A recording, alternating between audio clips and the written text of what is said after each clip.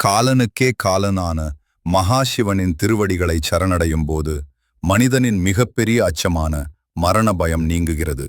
மார்க்கண்டேயனை காத்த ஈசனின் பாதங்கள் நம்மைச் சூழும் எந்த ஒரு இக்கட்டான சூழ்நிலையிலும் நமக்கு அழியாத பாதுகாப்பு அரணாக மாறுகின்றன.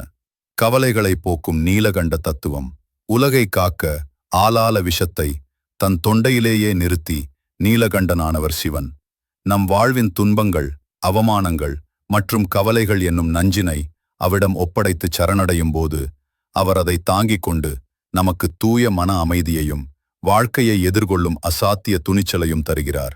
பற்றற்ற நிலையால் வரும் மன வலிமை.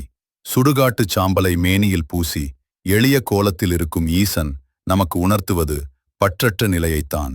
அனைத்தும் அவரே, அனைத்தும் அவராலேயே என்று அவர் பாதங்களில் சரணடையும் போது உலகப் பொருட்கள் மீதான பேராசை மறைந்து பேராற்றல் மிக்க மன உறுதி நமக்குள் பிறக்கிறது.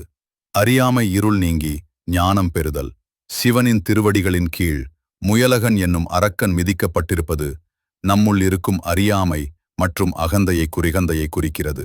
ஈசனை சரணடையும் போது நம் அகந்தை அழிந்து தெளிவான புத்தியும் எந்த ஒரு சவாலையும் எதிர்கொள்ளும் ஆன்மீக பலமும் நமக்கு கிடைக்கிறது. பிரபஞ்ச சக்தியோடு இணைதல், சச்சிதானந்த நிலை. நம்முடைய நான் என்ற எண்ணத்தை விடுத்து ஆதி அந்தமில்லாத அந்த பேரொளியின் பாதங்களில் சரணடையும் போது நாம் தனி மனிதனாக இருப்பதில்லை. பிரபஞ்சத்தை இயக்கும் அதே மகாசக்தி நமக்குள் நுழைந்து எதற்கும் கலங்காத மன வலிமையையும் பேரானந்தத்தையும் நமக்கு கொடையாக அளிக்கிறது.